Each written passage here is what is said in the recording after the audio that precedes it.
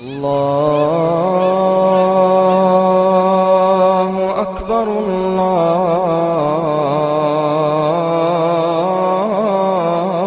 الله أكبر الله أكبر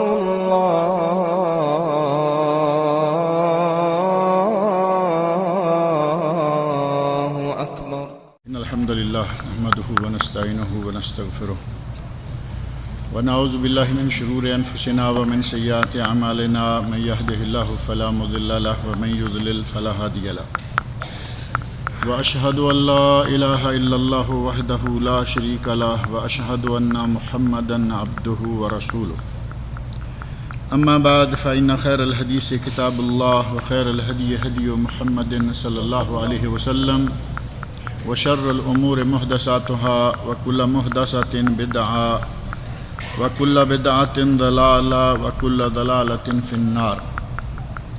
رب اشرح لي صدري ويسر لي أمري واحلل عقدة من لساني يفقهوا قولي. رب أعوذ بك من همزات الشياطين وأعوذ بك رب أن يحضرون. اعوذ باللہ السمیع العلیم من الشیطان الرجیم. اذا جاءك المنافقون قالوا نشهد انك لرسول الله والله يعلم انك لرسوله والله يشهد ان المنافقين لكاذبون. اتخذوا ايمانهم جنة فصدوا عن سبيل الله انهم ساء ما كانوا يعملون. ذلك بأنهم آمنوا ثم كفروا فطبع على قلوبهم فهم لا يفقهون. وإذا رأيتهم تعجبك أجسامهم وإن يقولوا تسمع لقولهم كأنهم خشب مسندة يحسبون كل صيحة عليهم هم العدو فاحذرهم قاتلهم الله أن يؤفكون. یہ سورۃ المنافقون کی پہلی 4 آیات ہیں جو کہ میں نے ابھی آپ کے سامنے پڑھی ہیں. اور منافقون یہ سورت کا نام بھی ہے اور یہی سورت کا مضمون بھی ہے. اس پوری سورت میں موضوع بھی یہی ہے کہ منافقین کون ہیں، منافقین کی صفات کیا ہیں، ان کے کرتوت کیا ہیں. قرآن کریم میں موجودہ ترتیب کے لحاظ سے 63 نمبر پر یہ سورت ہے اور مدنی سورتوں میں سے ہے. مدینہ منورہ میں یعنی مکہ مکرمہ سے ہجرت کر کے جانے کے بعد مدینہ منورہ میں یہ سورت نبی اکرم صلی اللہ علیہ وسلم پر نازل ہوئی. اور جیسا کہ اس کے نام سے ہی ظاہر ہے کہ مکہ میں تو یہ باتیں کوئی تھی ہی نہیں، وہاں تو مسلمان بیچارے پریشان حال تھے. نفاق کا زور ہوا، منافقین کا گروہ سامنے آیا. کب؟ جب مسلمانوں کے ہاتھ میں تھوڑی سی طاقت آ گئی، اور وہ بھی مدینہ منورہ ہجرت کر جانے کے بعد. نبی اکرم صلی اللہ علیہ وسلم مکہ مکرمہ میں پیدا ہوئے، 40 سال گزارے، پھر مکہ مکرمہ میں مبعوث ہوئے، پھر 13 برس مکہ مکرمہ میں نبی کی حیثیت سے رہے. دعوت توحید، اصلاح عقیدہ، یہ موضوعات بیان کرتے رہے. اور مدینہ منورہ تک اسلام کا چرچا پہنچ گیا تو وہاں سے کچھ لوگ حج کرنے کے لیے آئے اور ان کے ساتھ نبی اکرم صلی اللہ علیہ وسلم نے بیعت کی. ان کی بیعت لی. پہلی مرتبہ کچھ ایک چھوٹا عدد، پھر اوس خزرج جو بڑے قبیلے تھے مدینہ منورہ میں 2، ان کے مشترکہ 70 آدمی آئے، جس کو بیعت عقبہ ثانیہ کہا جاتا ہے، دوسری مرتبہ کی بیعت. اس بیعت میں نبی اکرم صلی اللہ علیہ وسلم سے مدینہ کے ان لوگوں نے مطالبہ کیا کہ آپ ہمارے پاس آ جائیے، دعوت دے دی. بعض لوگ یہ چاہ رہے تھے کہ ہم دعوت تو دے رہے ہیں، لیکن ابھی مدینہ منورہ میں ایک آدمی ایسا باقی ہے کہ اگر اس کو ساتھ لگا لیں تو اچھا ہو جائے. اور وہ آدمی کون ہے؟ اوس میں اور خزرج میں دونوں قبیلوں میں بڑا مقبول انسان ہے. دنیاوی طور پر اس کی بڑی حیثیت ہے، اور اسی پر بس نہیں کہ دونوں قبیلوں میں وہ معروف ہے، معزز ہے، مکرم ہے، بلکہ حضرت سعد بن عبادہ رضی اللہ عنہ نے بیان فرمایا ہے کہ ہم نے اس شخص کے سر پر تاج رکھنے کے لیے تاج تیار بھی کر لیا تھا. اتنا مقبول کہ پورے مدینے میں جتنے قبائل اقوام ہیں ان سب کا سردار اور ان سب کا رئیس اسے چنا جانے والا ہے. طے ہو گیا، تاج پوشی کا وقت اب صرف باقی ہے، تاج بھی تیار ہے. اور حضرت سعد بن عبادہ رضی اللہ عنہ نے یہ بات کب کہی؟ وہی آدمی نبی اکرم صلی اللہ علیہ وسلم کی در پردہ تو گستاخیاں کیا ہی کرتا تھا. ایک وقت ایسا آیا کہ اس نے نبی صلی اللہ علیہ وسلم کے روبرو ہو کر سامنے آ کر بدتمیزی کی. ظاہر ہے کہ مدینہ منورہ میں مسلمان کوئی اب ڈکے چھپے نہیں تھے، اور نہ ہی مدینہ منورہ میں مسلمان کوئی کمزور تھے. طاقت اختیار کر چکے ہیں، ایک قوم ہے، ایک جماعت ہے، ایک فوج ہے. اس بدبخت نے نبی صلی اللہ علیہ وسلم کے سامنے روبرو، اب ظاہر ہے کہ پیچھے لوگ بادشاہوں کے خلاف بھی بولتے ہیں، یہ تو آپ کو معلوم ہی ہے نا. پیچھے بادشاہوں کے خلاف، اپنے چیف کے خلاف، مدیر کے خلاف، مینیجر کے خلاف. لیکن مینیجر کی آنکھوں میں آنکھیں ڈال کر اس کے خلاف بولنا یہ اتنا آسان نہیں ہوتا. اس شخص نے نبی صلی اللہ علیہ وسلم کے روبرو بدتمیزی کی. آپ کو بڑا ملال ہوا. آپ نے اسی کے خاندان کے شخص حضرت سعد بن عبادہ رضی اللہ عنہ کے سامنے اس کی شکایت کی کہ تمہارا فلاں آدمی میرے ساتھ آج بدتمیزی کرنے پر آ گیا. تو حضرت سعد رضی اللہ عنہ کہتے ہیں یا رسول اللہ آپ اس کے بارے میں ذرا ہاتھ نرم رکھیں، اس کے بارے میں ذرا ہاتھ نرم رکھیں. کیوں؟ کیونکہ آپ کے مدینہ منورہ میں تشریف لانے سے پہلے ہم نے اس کی سرداری، ہم نے اس کو اپنا امام، اپنا رہنما، اپنا قائد، ہم نے سارا مقام اس کو دینے کے لیے تیاری کر لی تھی. ہم نے تو تاج بھی بنا لیا تھا. حضرت سعد بن عبادہ رضی اللہ عنہ تاج بھی بنا لیا تھا. باقی کیا تھا؟ رسم تاج پوشی. یعنی صرف ایک رسم تھی کہ قبائل کے لوگ اکٹھے ہوں، تاج لا کے اس کے سر پہ رکھ دیں، بس. صرف اتنا کام باقی تھا کہ آپ مکہ مکرمہ سے مدینہ منورہ تشریف لے آئے. اوس کے لوگ آپ کے ساتھ، خزرج کے لوگ آپ کے ساتھ. اب جو تاج پوشی کی رسم تھی وہ نہ صرف رکی بلکہ پیچھے ہوتے ہوتے بالکل ہی ختم ہو گئے. اس آدمی کو تکلیف یہ ہے کہ اگر آپ نہ آتے تو وہ آج رئیس ہوتا، مدینہ منورہ کا سردار ہوتا. آپ کے آنے سے اس کی سرداری جاتی رہی، اس لیے وہ اندر ہی اندر سے جلتا کٹتا رہتا ہے. کبھی اس سے ایسا ہو جائے تو اس کے لیے ہاتھ نرم رکھے. اب اس شخص کا تو آپ کو پتہ چل گیا ہوگا نا کہ یہ کون ہے. عبداللہ بن ابی بن سلول، رئیس المنافقین، منافقوں کا سردار. سرداری نہیں ملی. اوس بھی نبی صلی اللہ علیہ وسلم کے ساتھ لگتے جا رہے ہیں، بڑھتے جا رہے ہیں. خزرج بھی نبی صلی اللہ علیہ وسلم کے ساتھ لگتے جا رہے ہیں، بڑھتے جا رہے ہیں.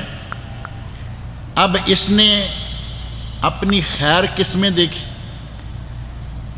اگر میں اڑا رہوں کہ مجھے سردار بناؤ، میری تاج پوشی کرو، اور یہ تو سارے مسلمان ہو چکے ہیں، اگر میں اپنی سرداری کی طرف ذرا بھی اشارہ کرتا ہوں یہ سارے لوگ مجھے بالکل چھوڑ دیں گے۔ اب ایک ہی حل ہے کہ میں ان لوگوں کے ساتھ مل جاتا ہوں، سامنے سامنے ان کے ساتھ رہتا۔ اور پھر وہ کتنا ساتھ ملا، نبی اکرم صلی اللہ علیہ وسلم خطبہ دینے کے لیے تشریف لاتے، جیسے ابھی درس کے لیے ایک آدمی بیٹھ جائے یا جمعے کا وقت ہو خطبہ کے لیے، ممبر پر نبی اکرم صلی اللہ علیہ وسلم تشریف لاتے تو یہ باغ کے پہلے کھڑا ہو جاتا پیچھے، یہ اللہ کے نبی ہیں، ان کی باتیں صحیح ہیں، ان کو مانو، ان کی تائید کرو، یہ اللہ کی طرف سے فرستادہ بھیجے ہوئے۔ اب یہ ایک باقاعدہ تائیدی چھوٹا سا درس دے کے پھر یہ کہتا کہ اب آپ فرمائیے، گویا کہ نبی صلی اللہ علیہ وسلم سے پہلے ہر موقع پر یہ ایک اچھا سٹیج سیکٹری، نبی صلی اللہ علیہ وسلم سے پہلے تائیدی کلمات اتنے زوردار تھے، لیکن اندر ہی اندر سے یہ جلا کٹا رہتا۔ وَإِذَا خَلَوْا إِلَىٰ شَيَاطِينِهِمْ، قرآن کریم کے بالکل شروع میں ہی اللہ رب العزت نے ان منافقین کا تذکرہ کیا ہے۔ آیت نمبر سورۃ البقرہ کی آیت نمبر 7 سے ہی یہ کام شروع ہو جاتا ہے، وہ ظاہر ہے کہ آپ پڑھتے رہتے ہیں۔ اللہ رب العزت نے ان کا تعارف شروع میں ہی کرا دیا ہے کہ یہ کس قسم کے لوگ ہیں۔ یخادعون اللہ، یہ منافقین وہی ہیں جو کہ اللہ کو بھی دھوکہ دینے سے باز نہیں آتے، ان کی کوشش رہتی ہے کہ ہم اللہ کو بھی دھوکہ دے دیں، لیکن اللہ کو تو کوئی دھوکہ نہیں دے سکتا نا۔ یخادعون اللہ، یہ اللہ کو بھی دھوکہ دینے سے باز نہیں آتے، اور کہتے کیا ہیں؟ اگر ان سے کہا جائے کہ دنیا میں فساد پیدا نہ کرو تو کیا کہتے ہیں؟ انما نحن مصلحون، ہم تو اصلاح کرنے والے ہیں، ہم فساد کہاں کرتے ہیں۔ اب یہ آیت نمبر 8 سے وَمِنَ النَّاسِ مَن يَقُولُ آمَنَّا بِاللَّهِ وَبِالْيَوْمِ الْآخِرِ وَمَا هُمْ بِمُؤْمِنِينَ، لوگوں میں سے کچھ ایسے لوگ ہیں جو کہتے تو ہیں کہ ہم اللہ پر اور قیامت کے دن پر ایمان لائے، لیکن وما ہم بمومنین، وہ مومن نہیں ہیں۔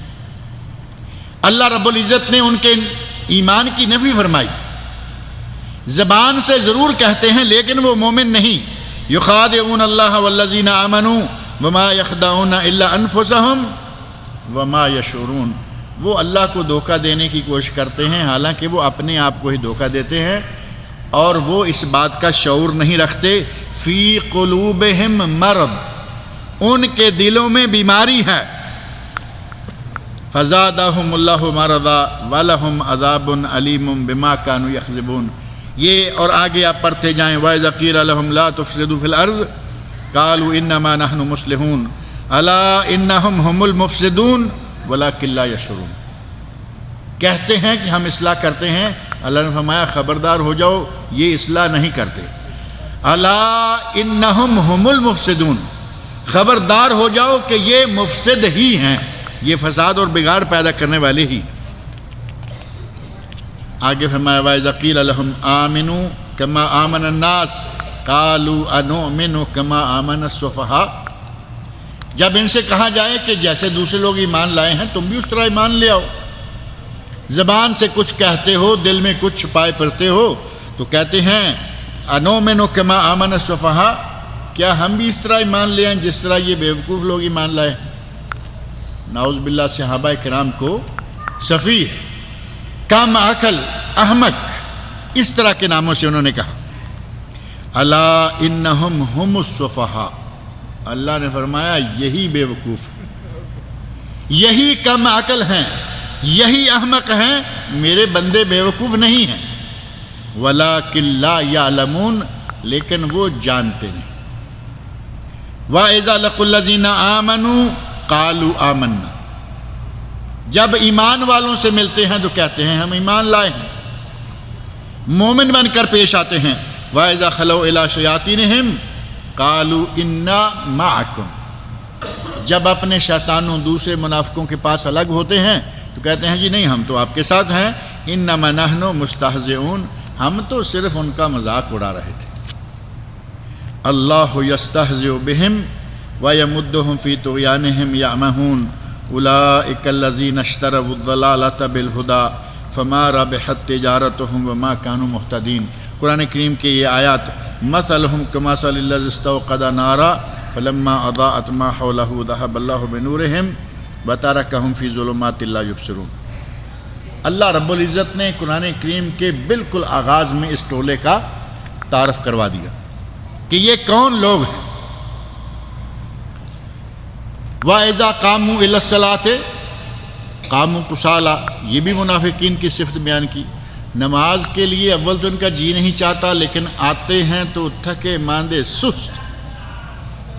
اللہ کے گھر میں آنے کو چونکہ وہ اندر سے چاہتے نہیں، لیکن دیکھا دیکھی لوگوں کی خاطر کہ یہ ہمیں کیا سمجھے کہ آ جاتے ہیں، لیکن وَهُمْ كُسَالَىٰ، وہ کسلان۔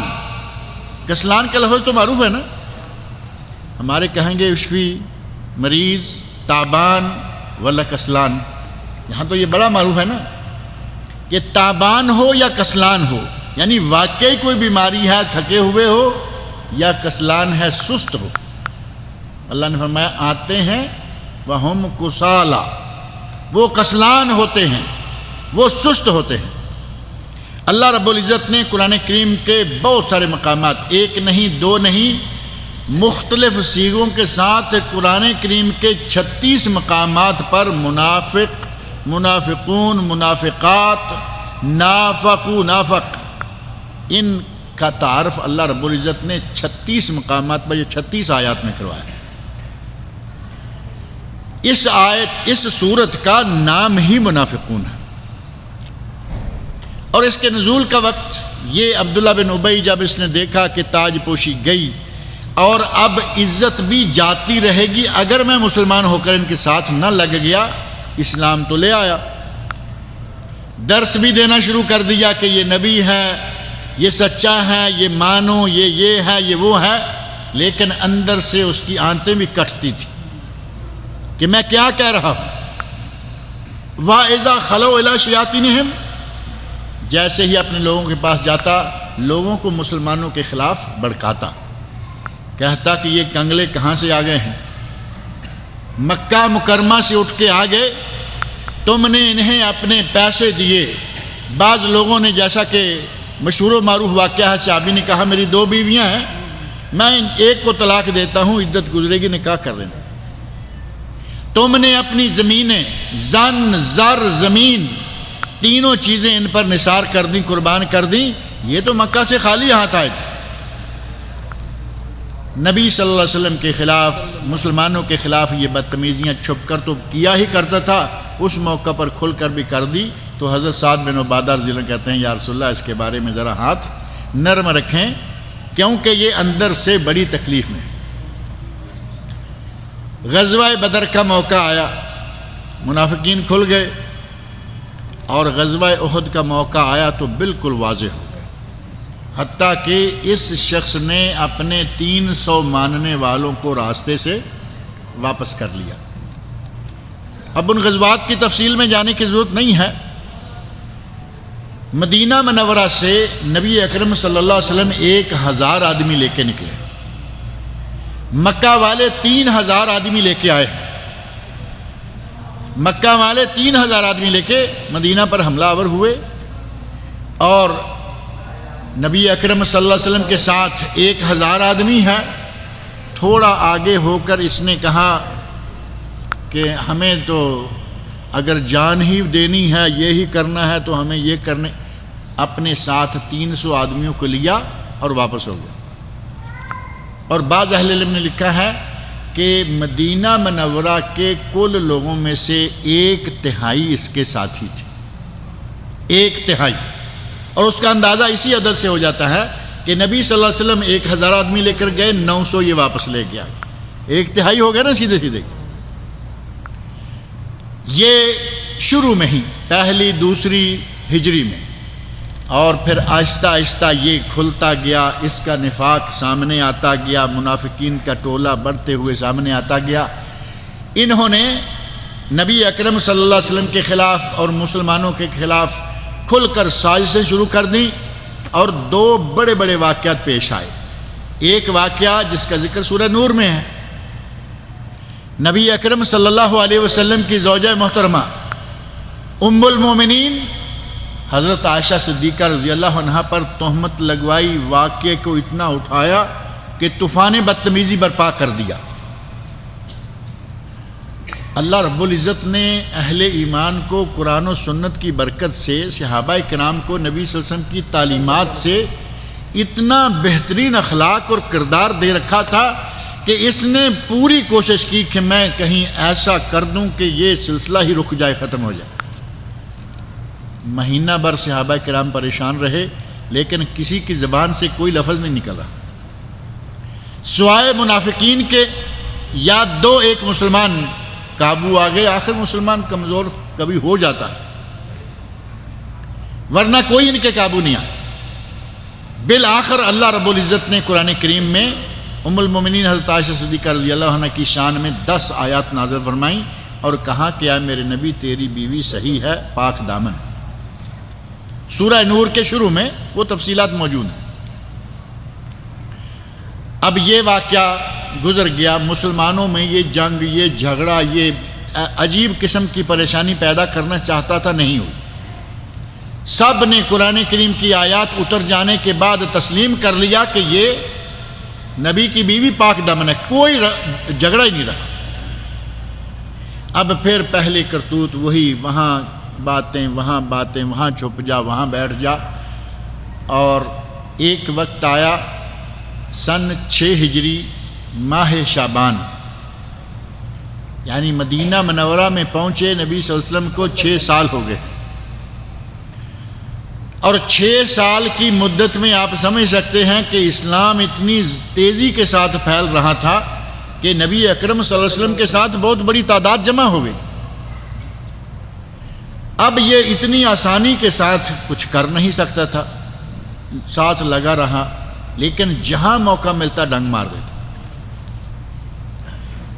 غزوہ بنی مستلق، غزوات آپ پڑھتے رہتے ہیں نا، بدر سے لے کے آپ احد، غزوہ خیبر، ان غزوات میں سے ایک غزوہ ہے غزوہ بنی مستلق۔ قرآن کریم کی یہ سورت جو ہے سورۃ المنافقون، اس کے نزول کا زمانہ 6 ہجری، بعض اہل علم کہا کہ جیسے ہی آپ مدینہ منورہ پہنچے منافقین سامنے آئے تو یہ سورت نازل ہوئی، اور بعض نے خاص غزوہ بنی مستلق کے سفر میں یا مدینہ منورہ پہنچ جانے کے بعد کہا کہ یہ سورت نازل ہوئی۔ اور اس کے نزول کا سبب کیا بنا؟ نبی اکرم صلی اللہ علیہ وسلم نے فتح حاصل کر لی، غزوہ بنی مستلق میں فتح حاصل کر لی۔ آپ کی عادت مبارکہ تھی کہ جس جگہ آپ فتح حاصل کرتے وہاں تھوڑی دیر کے لیے آپ رکا کرتے تھے۔ ایک کنواں ہے بیر مریسی، بیر مریسی کے ساتھ جو قبیلہ آباد تھا، نبی صلی اللہ علیہ وسلم اور آپ کے فوجی، آپ کے لشکر کے لوگ، آپ کے صحابہ وہیں سارے رکے ہوئے ہیں۔ اچانک 2 آدمیوں کو باہم لڑا دیا، 2 آدمی آپس میں ناراض ہوئے، آوازیں بلند ہوئیں۔ اس نے آواز لگائی، او مہاجرین میری مدد کو پہنچو۔ دوسرے نے کہا، او انصار کے لوگوں میری مدد کو پہنچو۔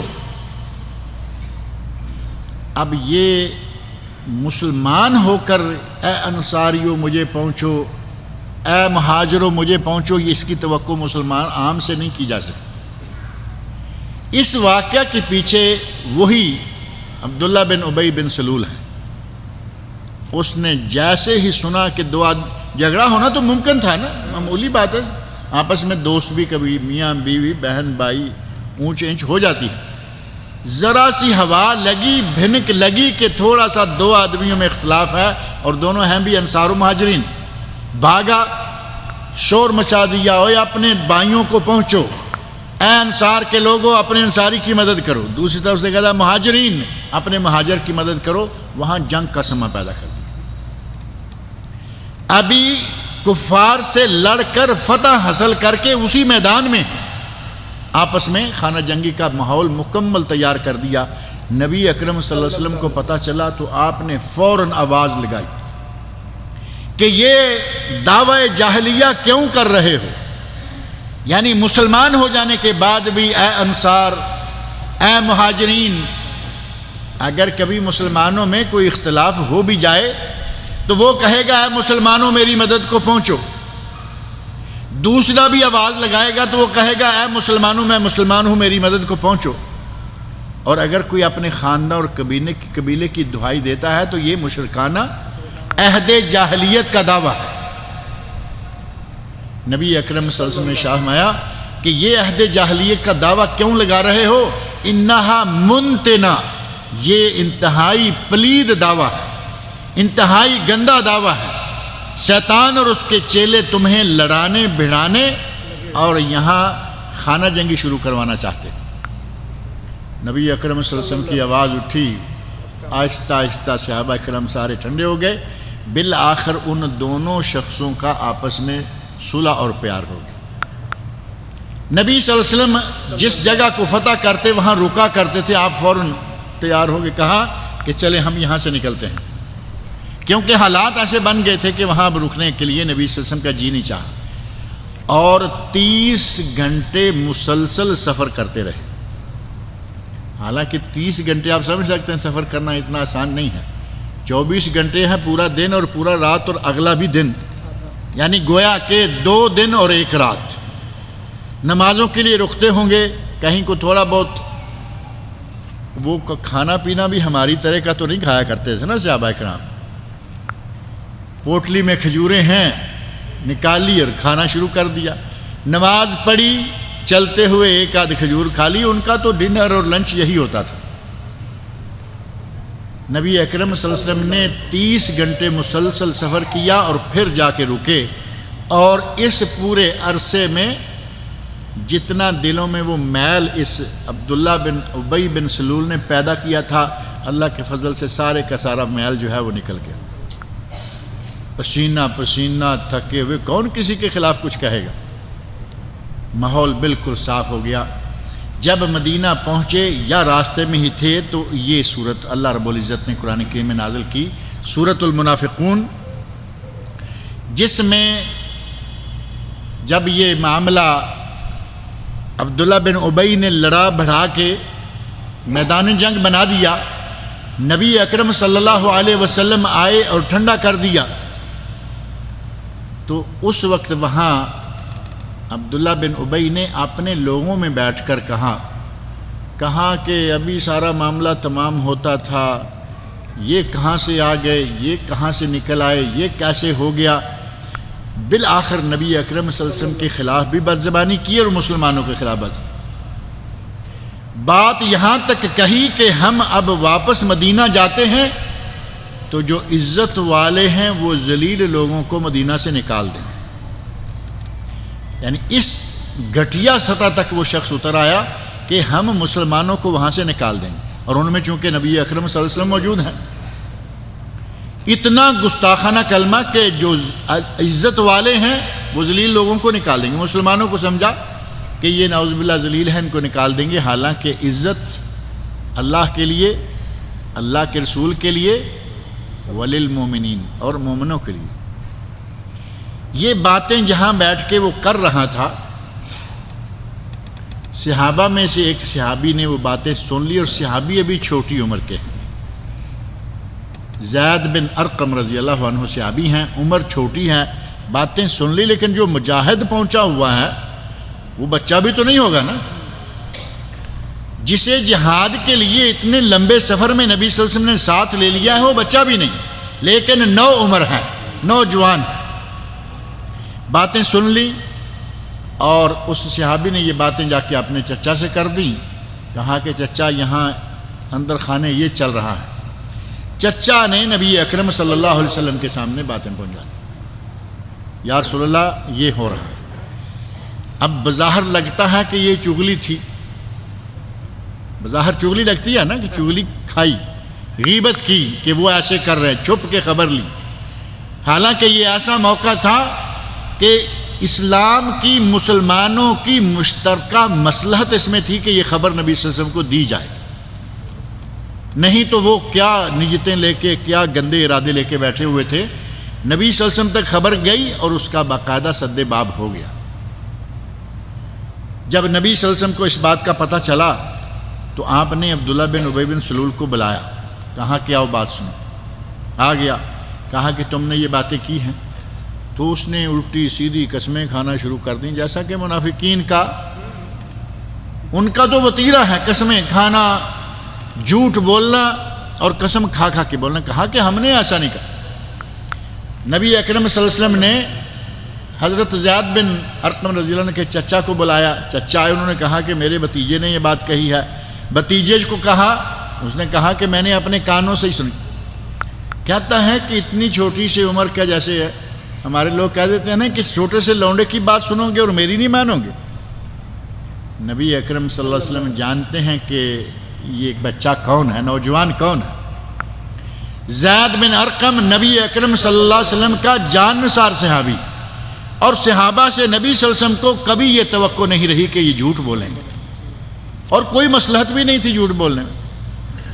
آپ کو بات کی سمجھ تو آ گئی، لیکن جب اس نے بڑی قسمیں کھائیں، یہ ہے وہ ہے، کچھ نہیں ہوا، اور درمیان میں کچھ لوگ بھی آ گئے، انہوں نے کہا یا رسول اللہ یہ چھوٹی عمر کا ہے، وہ بزرگ آدمی ہے، بڑی عمر کا ہے، آپ بچے کی بات میں آ کر اس معاملے کو رفع دفع کر دیں، ختم کر دیں۔ نبی اکرم صلی اللہ علیہ وسلم نے معاملہ رفع کر دیا کہ انہوں نے اتنی قسمیں کھائی ہیں، لیکن ساتھ ہی قرآن کریم میں یہ صورت بھی نازل فرما دی، اور اس صورت میں ان کا کردار بتا دیا۔ اذا جاءک المنافقون، اے میرے نبی جب تمہارے پاس منافق آئیں، قالو تو وہ کیا کہتے ہیں، نشہد انک لرسول اللہ، یعنی قسمیں کھانے کا انداز ہے، نشہد ہم گواہی دیتے ہیں،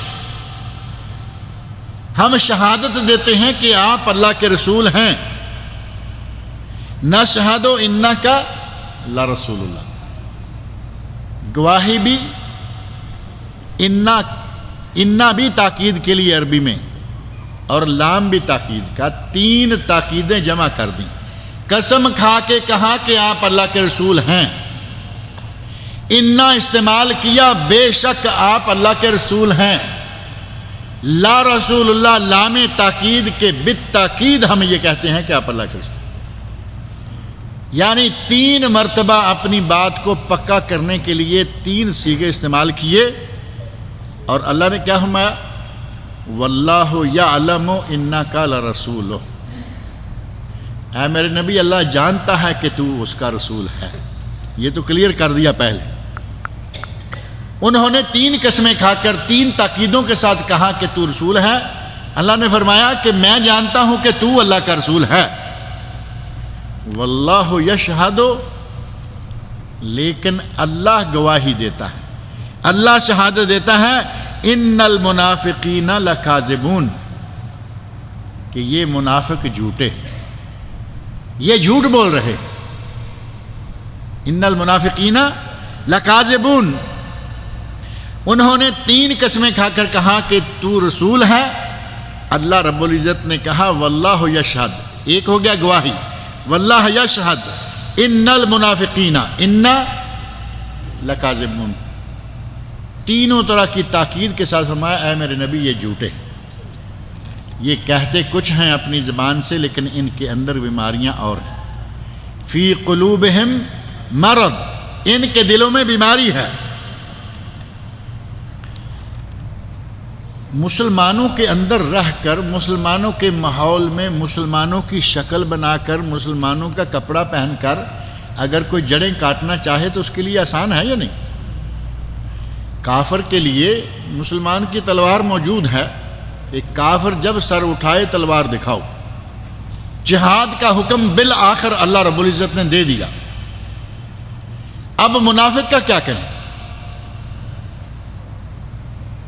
جب یہ خانہ جنگی پیدا کرنے کی اس نے کوشش کی عبداللہ بن ابی بن سلول نے، تو حضرت عمر فاروق جب معاملہ سمٹایا گیا، ٹھنڈا پڑ گیا، تو حضرت عمر فاروق کہتے ہیں اس موقع پر، یا رسول اللہ مجھے اجازت دے دیجئے کہ میں اس بدبخت کی گردن اڑا دیتا، یہ اتنا غلط آدمی ہے کہ ہمیں یہ اس وقت یہاں جنگ میں مبتلا کر دینے جا رہا تھا، مجھے اجازت دیجئے میں اس کو ختم کر دوں۔ نبی اکرم سے فرمایا نہیں عمر، آج اگر میں اس کو قتل کروا دوں گا تو دوسرے مشرکین کیا کہیں گے کہ محمد تو اپنے لوگوں کو بھی قتل کرواتے ہیں، کیونکہ لوگوں میں وہ مسلمان ہے، لوگ اسے مسلمان سمجھتے ہیں یا مسلمانوں میں اس کا شمار ہوتا ہے، قتل کروا دیں گے تو لوگ کہیں گے کہ محمد تو اپنے لوگوں کو بھی قتل کروا رہا ہے، یعنی تاثر جو ہے وہ غلط پھیلے گا، چھوڑ دو۔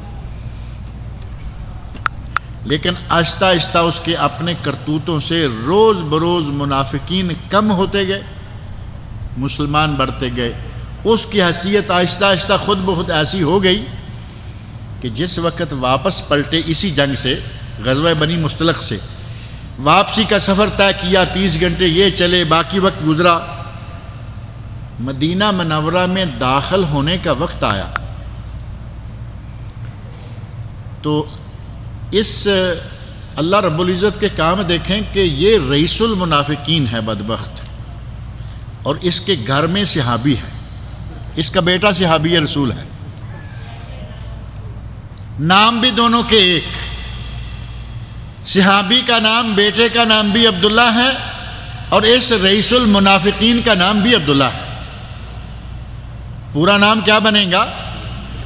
عبداللہ بن ابی بن سلول، بیٹا صحابی اور باپ انتہائی بدبخت۔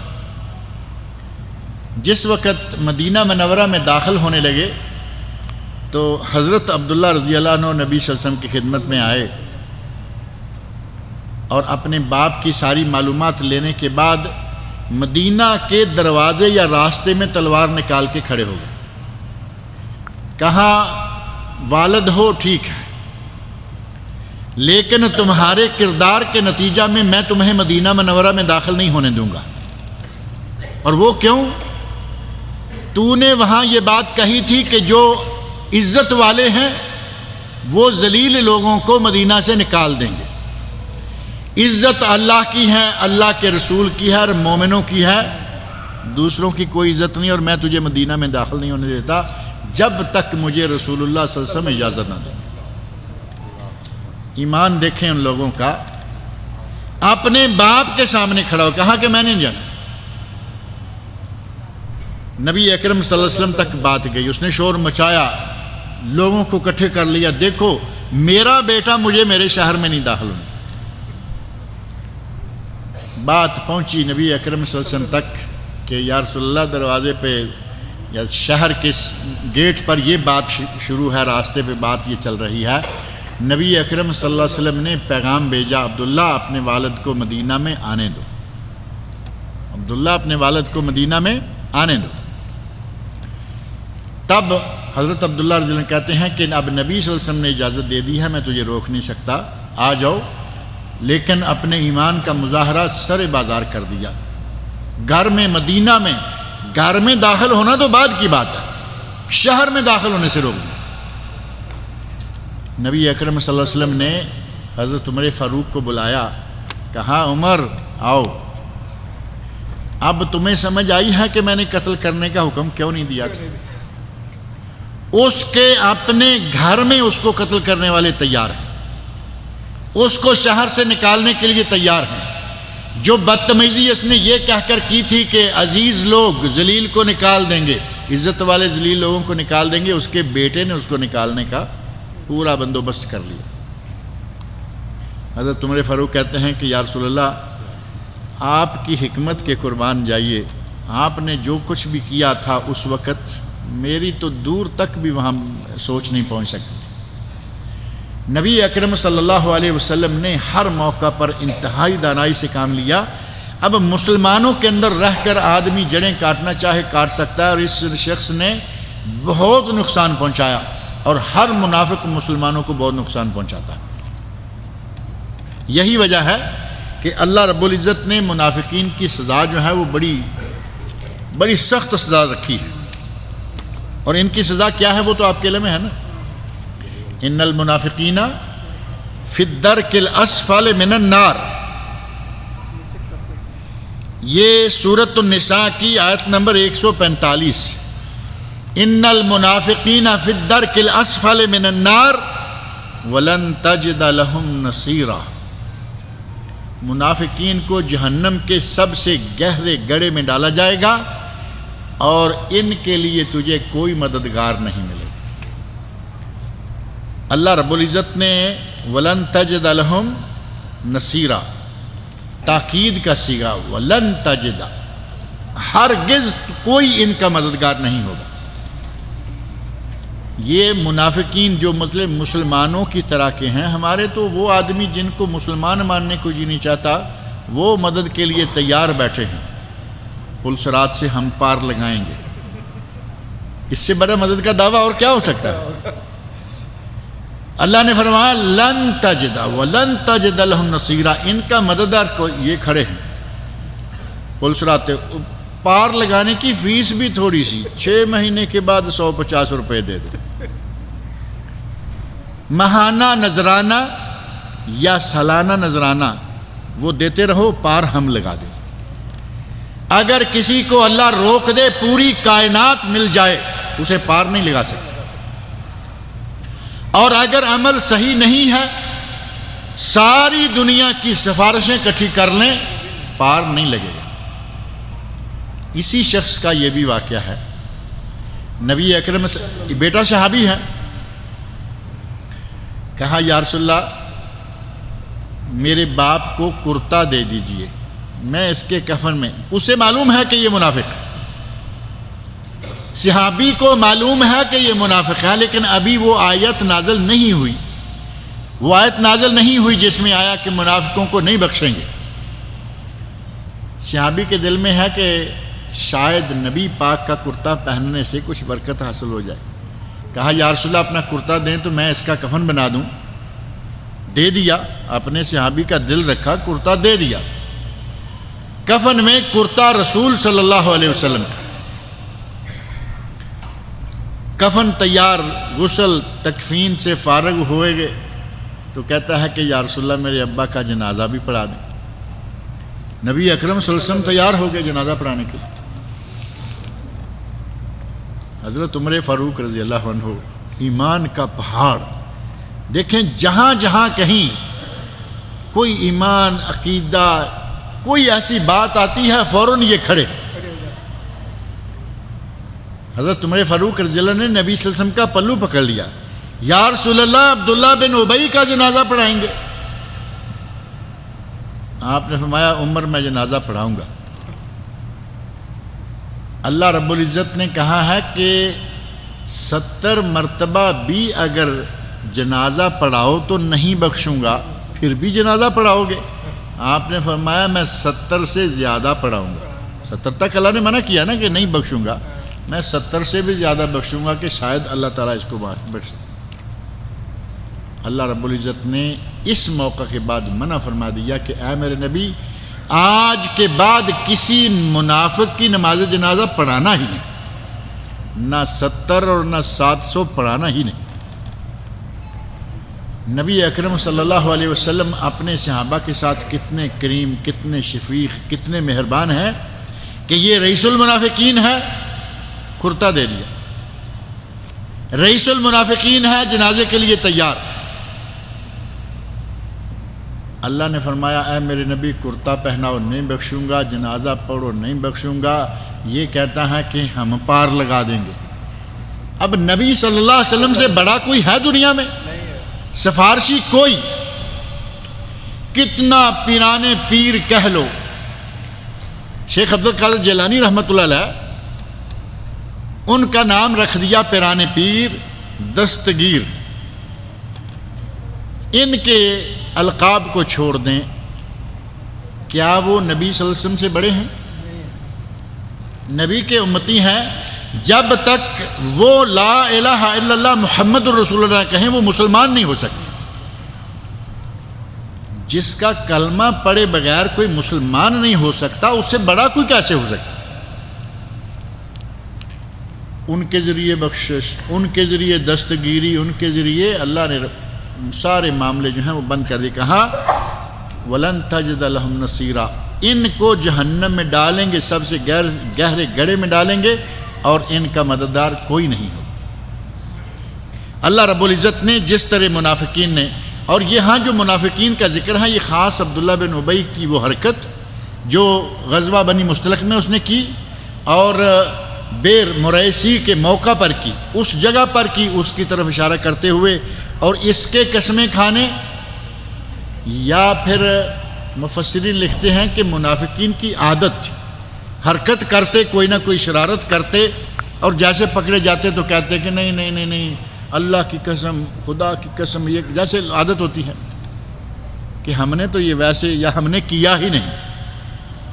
اللہ رب العزت نے 3 تاکیدوں کے ساتھ ان کا رد کر دیا۔ کہا اے میرے نبی، یہ 3 تاکیدوں کے ساتھ کہہ رہے ہیں کہ تو رسول اللہ ہے، اور میں 3 تاکیدوں کے ساتھ کہتا ہوں کہ یہ جھوٹے۔ لیکن ان کو جھوٹے کہنے سے پہلے کیا کہا؟ واللہ یعلم انک لرسول، اللہ جانتا ہے کہ تو اس کا رسول ہے۔ رسول ہونے کا اللہ رب العزت نے پہلے اس بات کر لیا، اور پھر کہا کہ یہ جھوٹے ہیں، تاکہ یہ نہ ہو کہ یہ جھوٹے ہیں تو شاید میں رسول نہیں ہوں۔ نہیں، تو رسول ہے، لیکن یہ جھوٹ بولتے ہیں، اندر سے یہ منافق ہیں، اندر سے رسول نہیں مانتے، زبان سے کہتے ہیں، ان کا دعویٰ جو ہے وہ جھوٹا ہے۔ اتخذوا ایمانہم جنہ، اتخذوا ایمانہم جنہ، انہوں نے ان قسموں کو ڈھال بنا رکھا۔ جیسے پکڑے گئے، قسم کھائی، نکل گئے، ڈال کا کام دے گیا نا۔ ڈال کیا کرتی ہے؟ تلوار آ رہی ہے آگے، ڈال کرتے ہیں، تلوار یا ٹوٹ گئی یا رک گئی یا ادھر ادھر ہو گئی۔ جیسے پکڑے جانے لگتے ہیں، قسم کھاتے ہیں، معاملہ رفع دفع ہو جاتا ہے۔ قسمیں کھا کر یہ سارا معاملہ جو ہے اپنا چلا رہے ہیں۔ جنہ، ڈھال۔ اور رمضان کے مہینہ میں آپ یہ حدیث بہت سنتے رہے ہیں، الصوم جنہ، روزہ ڈھال ہے۔ اور روزہ ڈال کس کے لیے ہے؟ کس کے مقابلے میں ہے؟ جنہ شیطان کے مقابلے میں ڈال ہے۔ مسلمان کے ہاتھ میں شیطان کے مقابلے میں روزہ ڈال ہے۔ روزے دار کو شیطان بہکانے کی کوشش کرتا ہے، روزہ سامنے آ جاتا ہے کہ نہیں، یہ روزے سے ہے۔ اللہ رب العزت نے روزے کو مسلمان کے لیے ڈھال بنایا، اور منافقین کے بارے میں فرمایا کہ یہ اپنی قسموں کو ڈھال بناتے ہیں تاکہ جب پکڑے جائیں، جہاں پکڑے جائیں، فوری طور پر اپنا راستہ نکال۔ فصدوا عن سبیل اللہ، اور یہ اللہ کی راہ سے رک گئے۔ قسمیں کھاتے ہیں کہ ہم مسلمان ہیں، مسلمان ہوتے نہیں، لوگوں کے سامنے دعوے کرتے ہیں مسلمان ہیں، لیکن ہدایت کی راہ سے یہ رکے ہوئے ہیں، اس پہ پہنچے ہوئے نہیں۔ انہم ساء ما کانوا یعملون، بے شک بہت برا ہے وہ کردار، وہ کرتوت، وہ کام جو کہ یہ منافقین کر رہے ہیں۔ منافقین کا کردار تو آپ کے سامنے ہے۔ اور ایک بات ذہن میں رکھیں کہ منافق جو ہیں وہ 2 طرح کے ہیں۔ منافق 2 طرح کے ہیں۔ نفاق کی 2 قسمیں ہیں۔ وہ چوہا جس نے زمین میں اپنی بل کے 2 راستے رکھے ہوئے ہوتے ہیں، اس چوہے کو عربی لغت میں منافق کہا جاتا ہے۔ یہاں سے کسی نے پکڑنا چاہا تو ادھر نکل گیا۔ 2 بلوں کا 2 سوراخوں کا یہی فائدہ ہوگا نا۔ ادھر سے کسی نے پانی ڈالا، ادھر بھاگ گیا، ادھر سے کسی نے کچھ لکڑی وکڑی داخل کی، ادھر بھاگ گیا۔ منافق کا بالکل حال وہی ہوتا ہے۔ مذبذبین بین ذالک لا الہ الا ولا الہ، اللہ رب العزت نے فرمایا کہ یہ بس ایسے کبھی ادھر لٹک رہے ہیں، کبھی ادھر لٹک رہے ہیں، نہ یہ ان میں نہ یہ ان میں۔ مذبذبین بین ذالک، یہ 2 گروہوں کے درمیان، اور بعض دفعہ بعض احادیث میں نبی صلی اللہ علیہ وسلم نے ان منافقین کی مثال دی ہے. ایک ایسی بھیڑ کہیں بکری کہیں جس کو قرار نہیں، نہ اس بھیڑ بکریوں کا جو ہوتا ہے نا پورا گلہ، نہ اس میں نہ اس میں، ریوڑ جو ہے یہ نہ مسلمانوں کی جماعت میں، نہ بکریوں کے اس ریوڑ میں، نہ منافقین کی جماعت میں، نہ وہاں جاتا ہے تو کہتا ہے کہ ہم مذاق کر رہے تھے، یہاں آتا تو آتا نہیں، ہم تمہارے ساتھ، ہم ان سے مذاق کرتے ہیں، نہ ادھر اور نہ ادھر. اللہ رب العزت نے ان کے اس کردار کے بارے میں فرمایا انہم ساء ما کانوا یعملون، ان کا یہ عمل بہت ہی برا ہے، ان کا یہ کردار بہت ہی برا ہے. اور میں ذکر کرنے لگا تھا کہ نفاق کی دو قسمیں ہیں، ایک ہے نفاق عملی اور دوسرا ہے نفاق عقدی یا عقائدی. عقائد کا نفاق جس کا تعلق ایمان اور دل سے ہے، اور عمل کا نفاق جس کا تعلق جوارح سے، اعضائے جسم سے. جیسے ایمان کے، اسلام کے 5 رکن ہیں نا، 5 ارکان میں سے 4 ارکان عملی ہیں، اور پہلا اور 5واں کہہ لیں یا پہلا کہہ لیں اس کا تعلق دل سے ہے، عملی نہیں ہے. اور وہ کون سا ہے؟ اشہد ان لا الہ الا اللہ و اشہد ان محمد رسول اللہ. شہادتین، اللہ کی الوہیت اور رسول اللہ صلی اللہ علیہ وسلم کی رسالت کی گواہی دینا، اس کا تعلق دل سے. اگر دل سے گواہی نہیں دی تو منافق ہے نا، زبان سے تو وہ بھی پڑھ رہا ہے. اگر زبان کے ساتھ اس کا دل بھی ساتھ شامل ہو جائے تو وہ مومن ہے. مسلمانوں کی جماعتوں کو آپ تقسیم کر لیں، مسلمان اور اس کے مقابلے میں کون ہوگا؟ کافر. مسلمان اور کافر، اسلام اور کفر. اور ایمان کے مقابلے میں، ایمان کے مقابلے میں کافر نہیں کہتے، ایمان کے مقابلے میں منافق. ایمان اور نفاق، مومن اور منافق، مسلمان اور کافر. لا الہ الا اللہ پڑھیں گے مسلمان ہو جائیں گے، لا الہ الا اللہ نہیں پڑھا کافر ہیں. لیکن جب اسلام اچھی طرح دل میں گھر کر جائے گا، اسلام کے احکام پر چلنا شروع ہوں گے، تب آ کے ایماندار ہوں گے. سورۃ الحجرات میں اللہ رب العزت نے، اللہ نے توفیق دی تو انشاءاللہ موقع آئے گا. لوگوں نے کہا کہ ہم اہل ایمان ہیں، اللہ نے فرمایا نہیں، ابھی یہ نہ کہو کہ ہم اہل ایمان ہیں، ابھی تمہارے دلوں میں ایمان داخل نہیں ہوا. یہ کہو قولو اسلمنا، یہ کہو کہ ہم مسلمان ہو گئے. اسلام اور کفر، نفاق اور ایمان، منافقین اور مومنین. اب یہ جو عملی نفاق ہے وہ کیا ہے؟ اور عقائدی نفاق. عقائدی نفاق یہ ہے کہ دل سے کہے میں مسلمان، دل سے، زبان سے کہے میں مسلمان ہوں، دل سے نہ مانے، یہ عقیدے کا نفاق ہے. اور اس منافق کی سزا سیدھی سیدھی یہ جو قرآن کریم کی آیت میں نے پڑھی ہے، سورۃ النساء آیت نمبر 145، ان المنافقین فی الدرک الاسفل من النار. اور دوسرا نفاق عملی. عملی نفاق کیا ہے؟ وہ بھی ہمارے یہاں بہت پایا جاتا ہے. آج الحمدللہ یہ جو عقیدے کا یا دل کا نفاق ہے وہ مسلمانوں میں نہیں ہے، کیونکہ مسلمانوں میں آج کسی کو خوف نہیں.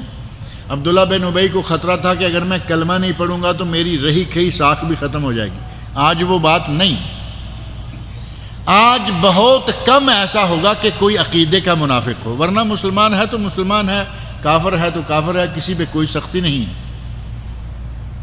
لیکن عمل کے منافق جو ہیں، عملی منافق، وہ مسلمانوں میں بہت ہیں. اللہ رب العزت ہمیں اس نفاق سے بچنے کی توفیق عطا فرمائے. عمل کے منافق کون ہیں؟ نبی اکرم صلی اللہ علیہ وسلم نے صحیح حدیث میں منافقین کی کچھ نشانیاں بیان فرمائی ہیں. فرمایا آیت المنافق ثلاث، منافق کی 3 نشانیاں، اور دوسری حدیث میں 4، منافق کی 4 نشانیاں. اور ساتھ ہی فرمایا اگر کسی میں ان میں سے ایک نشانی پائی گئی تو وہ اس کے بقدر منافق ہے.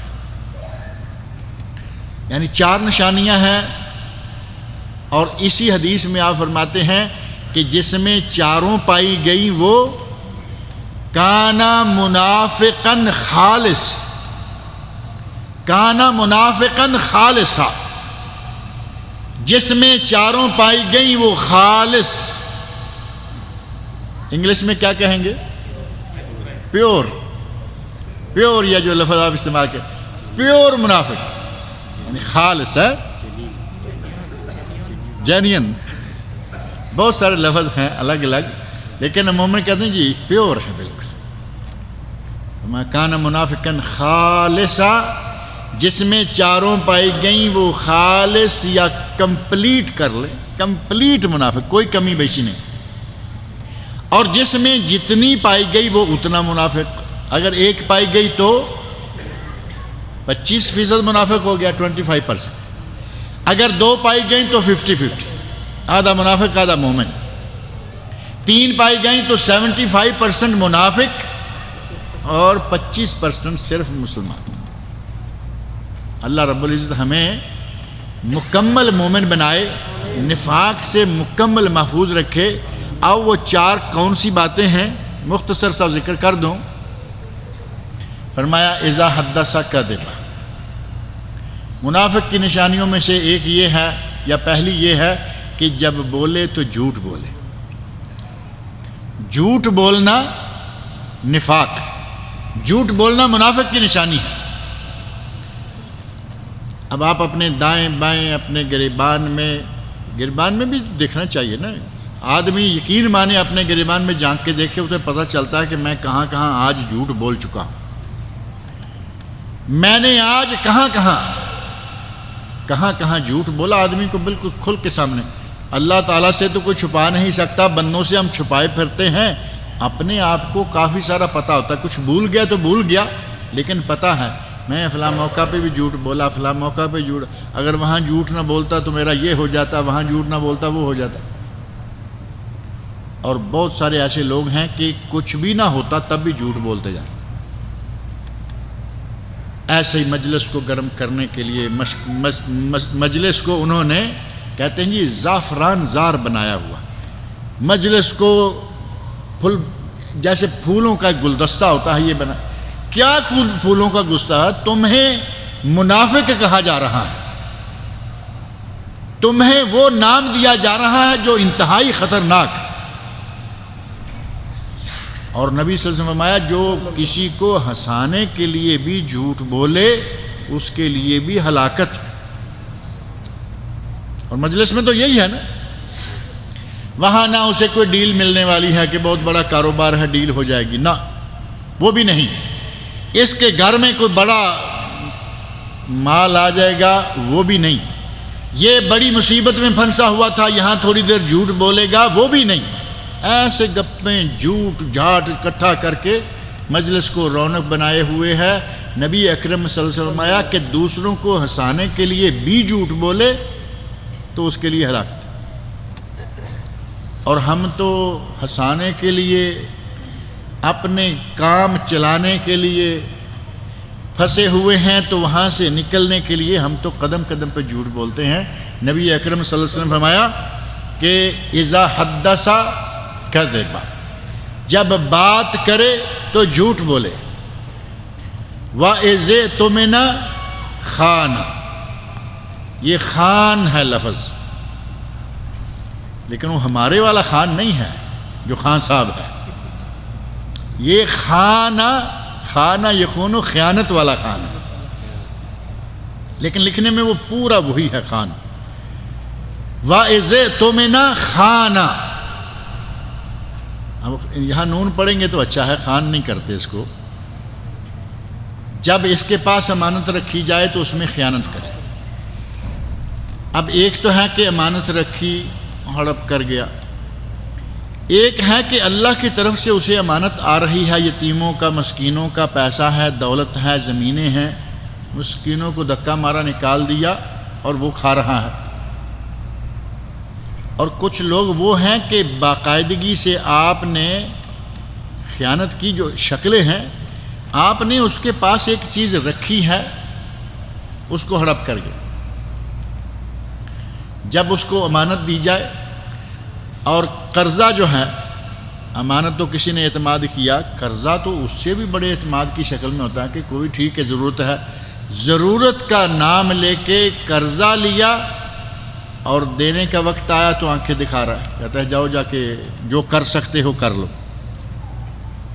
اور یقین مانے بعض دفعہ تعجب آتا ہے، پاکستان میں چلتا ہے، انڈیا میں چلتا ہے، وہاں کہتے ہیں جو چاہے کر لو کیونکہ پتہ ہے کہ تھانے دار میرا واقف ہے، کیا کرے گا، اسی تھانے میں رفت جائے گی، اس کے علاوہ کہیں یہ کمپلین نہیں کر سکتا، وہ تھانے دار میرا پہچان والا ہے، کہا جاؤ۔ یہاں سعودی عرب کے اندر جہاں قانون کا راج ہے، یہاں بھی کہتے ہیں، اور کہتے ہمارے زیادہ تر ہیں پاکستانی انڈین، کیونکہ ان کا وہ پہلا فکرہ جمع ہوا نا، جاؤ جو کرنا ہے کر لو۔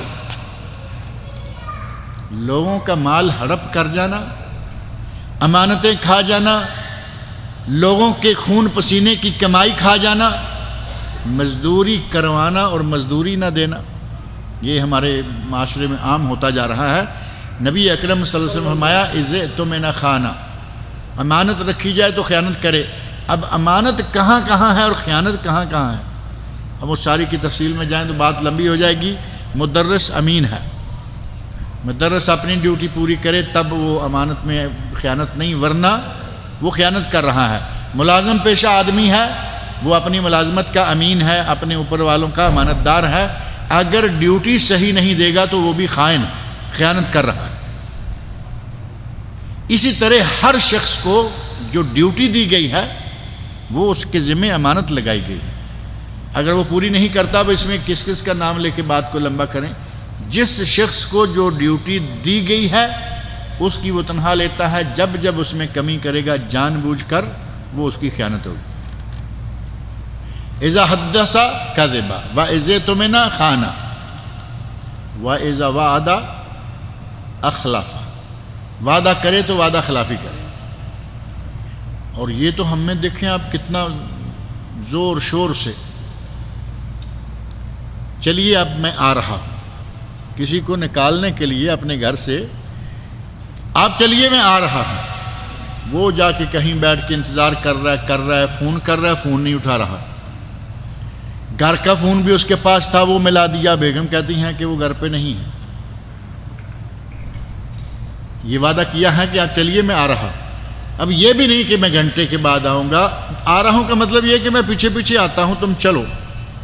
اتنے وعدے کے ہم پابند ہیں کہ چلیے میں آ رہا ہوں اور یہ غائب، اور جب ملاقات ہوگی تو 100 طرح کے بہانے، وہ سارے ظاہر ہے کہ اس خالی وقت میں اس نے وہ تیار کر لیے ہوتے ہیں، پورا رجسٹر ریڈی ہوتا ہے۔ وعدہ خلافی کرنا، نبی اکرم صلی اللہ علیہ وسلم نے فرمایا کہ یہ منافقوں کی چال ہے، یہ منافقوں کی حرکت ہے، منافقوں کا کرتوت ہے، یہ کام منافقت ہے۔ اگر یہ صرف وعدہ خلافی ہی کرتا رہے تو تب بھی 25% یہ منافق شمار ہوگا۔ آپ اندازہ کر سکتے ہیں کہ ہمارے یہاں یہ کتنا ہو رہا ہے، پیسے لینے دینے ہیں تب وعدہ خلافیاں، کہیں کوئی کام کسی کے ساتھ کرنا کرانا ہے تب وعدہ خلافیاں، جانا آنا ہے کہیں، یعنی قدم قدم پر موقع ہر کام میں وعدہ خلافی۔ اور چوتھی شرط بتائی وَإِذَا خَاصَمَ فَجَرَ، کہ جب کبھی جھگڑا ہو جائے تو گالی گلوچ پہ اتر ہے۔ جو مشہور معنی ہے اس کا وہ یہ ہے کہ جب کبھی جھگڑا ہو جائے تو گالی گلوچ پہ اتر۔ جھگڑا ناراضگی ہونا تو فطرتی بات ہے، گرما گرمی ہو جائے کوئی بات نہیں، لیکن بدتمیزی پہ اتر آنا، گالی گلوچ پہ اتر آنا، فرمایا کہ یہ بھی منافقوں کی ایک نشانی ہے۔ یہ ہیں سارے عملی منافق، اور یہاں جو اس صورت سے تعلق رکھنے والے ہیں وہ ہیں عقدی منافق، یعنی عقائد کے منافق۔ اللہ رب العزت سے دعا ہے کہ وہ مجھے اور آپ سب لوگوں کو قرآن کریم پڑھنے، سننے، سمجھنے اور اس کے احکام پر عمل کرنے کی توفیق عطا فرمائے۔ آج انہی دونوں آیات پر اکتفا کرتے ہیں کیونکہ سورت کا پس منظر جو تھا، اس کے نزول کا وقت اور وہ حالات، ان میں کافی وقت نکل گیا ہے۔ انشاءاللہ آیت نمبر 3 سے اور متعلقہ باتیں جو ہیں وہ اگلے درس میں کریں گے۔ اللہ رب العزت مجھے اور آپ سب لوگوں کو نیک عمل کی توفیق عطا فرمائے۔